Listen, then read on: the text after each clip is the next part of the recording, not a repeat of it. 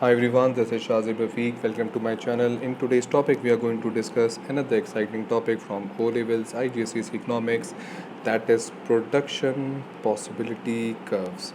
Yes, here production basically means production of goods or services.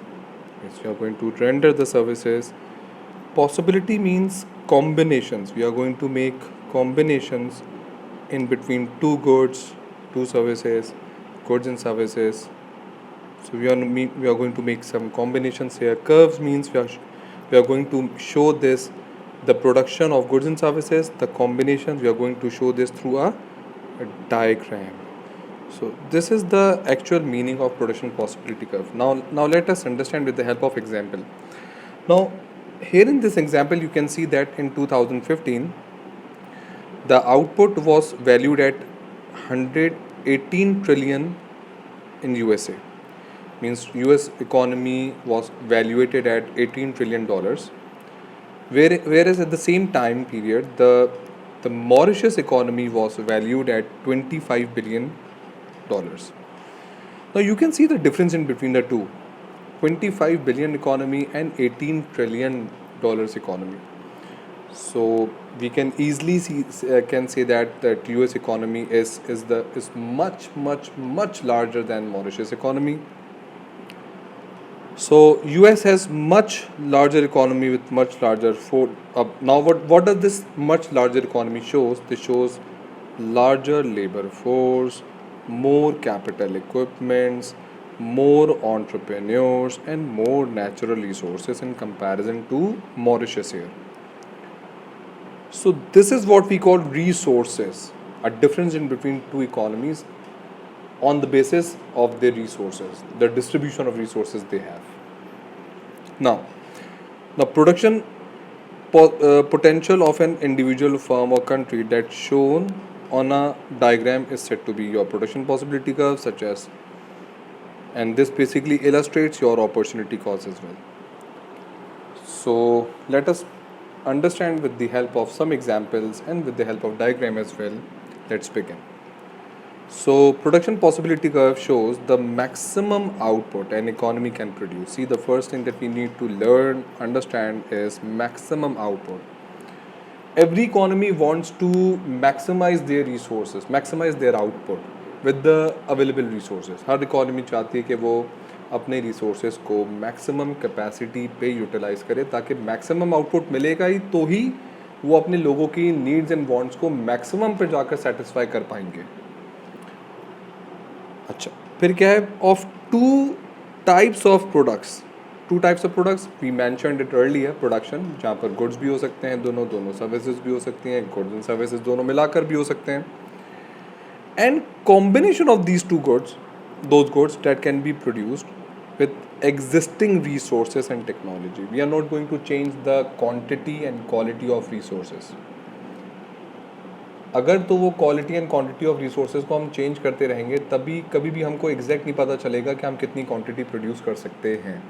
क्योंकि ये बात तो हमें पता है कि क्वालिटी इंप्रूव की तो क्वांटिटी भी इंक्रीज करेगी, या क्वांटिटी इंक्रीज करी of factors of production resources, economic resources, तो हमें पता है कि हमारा इकोनॉमिक का आउटपुट भी बढ़ेगा. तो यहाँ पर अगर हमें एक आइडियल कंडीशन लेनी है तो आइडियल कंडीशन ये है कि हमें अपने एग्जिस्टिंग रिसोर्सेज को और टेक्नोलॉजी को कांस्टेंट रखना पड़ेगा, इसको चेंज नहीं कर सकते. अब आपके सामने ये डायग्राम है जो कि शो कर रही है country can produce either 200 capital goods. Capital goods क्या होते हैं आप मेरी प्रीवियस वीडियो में देख सकते हैं जहाँ मैंने types of goods opportunity cost के साथ बहुत डिटेल में डिस्कस किए थे. और company can produce 300 consumer goods. Consumer goods क्या होते हैं ये भी आप फैक्टर्स ऑफ प्रोडक्शन में जब जाएंगे और वहाँ पर आप लैंड लेबर कैपिटल में डिस्कस करेंगे तो मैंने बहुत डिटेल में कैपिटल गुड्स और कंज्यूमर गुड्स को वहाँ पर बहुत डिटेल में वहाँ पर भी डिस्कस किया है.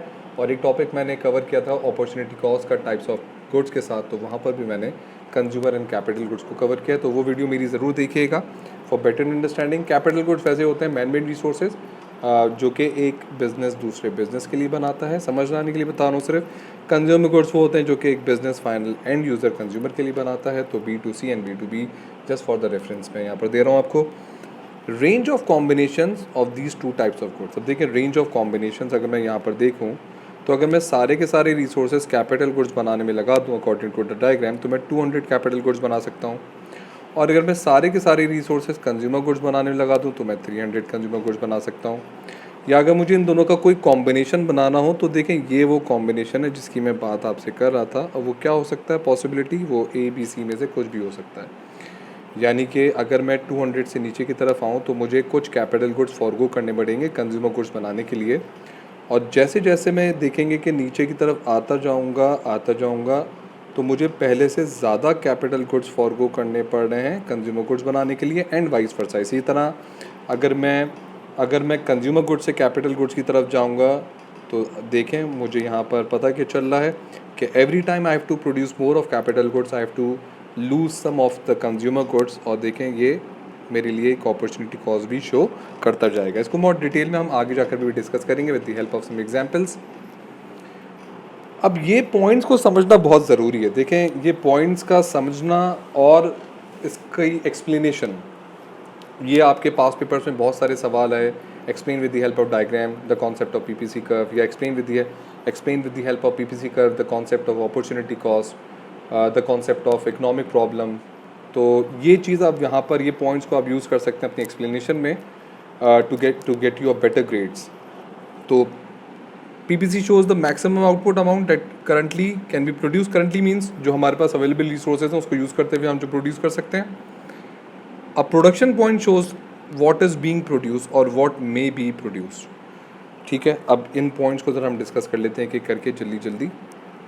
देखें पॉइंट एक्स ये क्या रिप्रेजेंट कर रहा है, इसका मतलब ये है at any point inside the curve means there is not full use of resources. यानी कि यहाँ पर not use of full resources यानी कि यहाँ पर क्या है अनएम्प्लॉयड रिसोर्सेज हैं। ये अनएम्प्लॉयड रिसोर्सेज, यहाँ पर रिसोर्सेज आपके पूरी तरीके से इस्तेमाल नहीं हो पाए। सिमिलरली देखिए लिखा हुआ भी अनएम्प्लॉयड रिसोर्सेज। सिमिलरली अगर आप पॉइंट वाई की तरफ आते हैं तो anywhere on the curve such as Y means that maximum use of being made by the resources. आप पॉइंट वाई ले लें या फिर आप पॉइंट ए ले लें या फिर आप पॉइंट बी ले लें, इस लाइन पर आप कहीं भी प्रोडक्शन ले लें, इसका मतलब ये है कि आपने अपने रिसोर्सेज को 100% यूटिलाइज कर लिया। यानी कि एम्प्लॉयमेंट ऑफ रिसोर्सेज 100% हो गई। आपने अपना ऑब्जेक्टिव जो था ना, जो आपने रिसोर्सेज को फुली कैपिटलाइज करना था, वो या तो पॉइंट बी पर होगा या वाई पर होगा या ए पर होगा। और इस लाइन पे कहीं भी आप प्रोडक्शन कर लें आप अपने ऑब्जेक्टिव को अचीव कर सकते हैं। लेकिन सवाल ये है कि हम कहाँ प्रोड्यूस करें, बी पे, ए पे कि वाई पे। तो वो डिपेंड करता है कि भाई आपकी इकोनॉमी आपसे क्या डिमांड कर रही है। अगर वो ज़्यादा कंज्यूमर गुड डिमांड कर रही है तो गो फॉर पॉइंट ए, अगर वो ज़्यादा कैपिटल गुड डिमांड कर रही है तो गो फॉर पॉइंट बी। ये कैपिटल गुड है, ये कंज्यूमर गुड है आपके लिए, जैसे हमने प्रीवियस डायग्राम में देखा था। अच्छा, this is an efficient allocation of resource या एफिशिएंट आउटपुट। ये एफिशिएंट मोस्ट एफिशिएंट है, यहाँ पर कोई वेस्टेज ही नहीं है। There is not enough resources to produce outside the limit set by the PPC, so the point such as Z is not currently attainable. This point is not attainable. You do not have enough resources to produce at point Z here. आपके पास इतने resources ही नहीं हैं कि आप point Z पे production कर सकें, तो ये तो आपके लिए अनअटेनेबल हो गया यहाँ पर। तो आई होप कि आपको समझ आ गई होगी। Point X is unemployment resources, point Y A and B is efficient allocation of resource and point Z is not attainable, या अटेनेबल ही नहीं आपके लिए। अब इस एक्टिविटी के थ्रू हम देख सकते हैं आपसे क्या क्वेश्चन पूछा रहा है, देखते हैं। If a country is producing at point X, अगर कंट्री यहाँ कहीं प्रोड्यूस कर रहा है, so what is output of the capital goods and consumer goods. आप देखें कैपिटल गुड्स कितने, ये कंज्यूमर गुड्स हैं 200 और कैपिटल गुड्स वुड बी 50, तो द आंसर वुड बी 250, तो ये तो हो गया।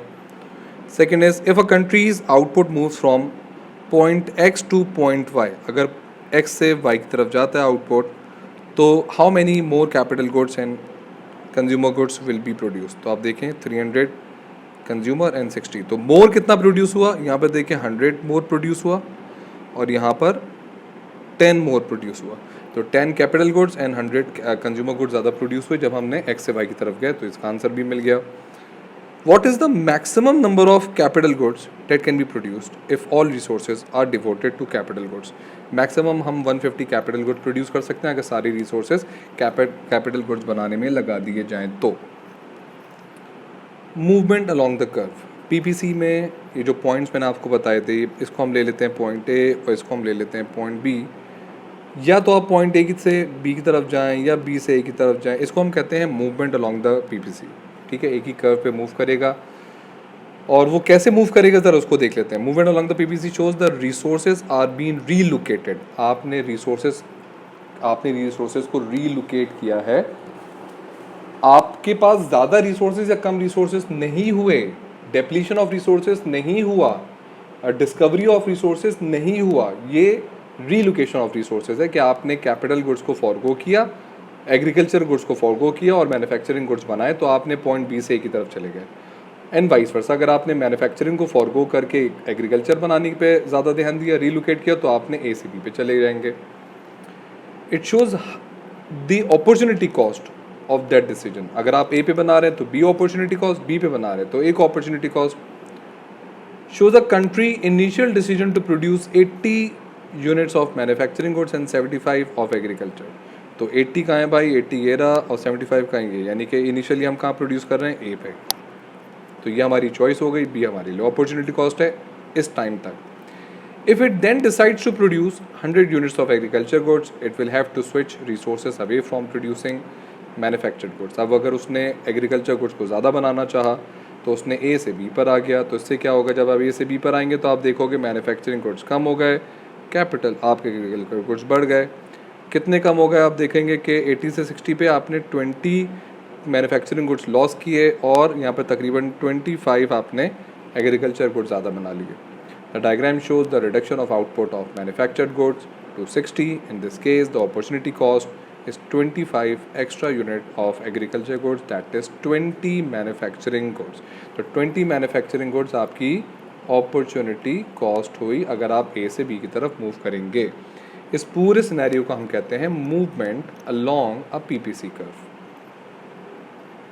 एक डायग्राम करते हैं, एक सैम्पल भी करते हैं इसमें। State the maximum number of capital goods the country can produce if it devotes all of its resources of making capital goods. Capital goods बनाने में तमाम resources लगाएंगे तो 50 capital goods maximum बन सकते हैं। Maximum number of capital goods 50. Calculate the opportunity cost of increasing the output of consumer goods from 80 to 90. अगर 80 से 90 पे चला जाता है तो अपॉर्चुनिटी कॉस्ट क्या है, 80 पे आपका जो कैपिटल गुड्स था वो 35 था, 90 पे 30 है, तो it would be 5 capital goods. This is your opportunity cost. Move on, let's move on. Now production possibility curve had different diagrams, different shapes. हम बात कर रहे हैं इसके शेप्स की। तो पहला शेप, इसको हम कहते हैं इंक्रीजिंग अपॉर्चुनिटी कॉस्ट, दूसरे को कहते हैं कांस्टेंट अपॉर्चुनिटी कॉस्ट और तीसरे को कहते हैं decreasing opportunity cost. Increasing opportunity cost में हमेशा आउटवर्ड बैंडिंग कर्व बनेगा। ये आउटवर्ड बैंडिंग है, ये आउटवर्ड बैंडिंग है। ये आपका कांस्टेंट रिटर्न है, तो ये स्ट्रेट लाइन है, बिल्कुल स्ट्रेट लाइन बनेगी पीपीसी में अगर कांस्टेंट रिटर्न है। और ये कहलाता है इनवर्ड बैंडिंग, ये आपका इनवर्ड बैंडिंग बनेगा। ठीक है जी। वजह क्या है कि इंक्रीजिंग अपॉर्चुनिटी कॉस्ट का मतलब ये है कि जब ये आपका लेट सपोज ये ए गुड है और ये बी गुड है, समझना आने के लिए बता रहा हूँ। जब आप ए से बी की तरफ मूव करेंगे, तो हर दफ़ा जब आप ए से बी की तरफ मूव करेंगे तो आपको ज़्यादा फॉरगो करना पड़ रहा है, पहले से। तो अगर तो वो ज़्यादा फॉरगो करना पड़ रहा है, and this is the reason कि ये आउटवर्ड बैंडिंग कर्व बना रहा है। इसका मतलब ये है कि you are good at producing A.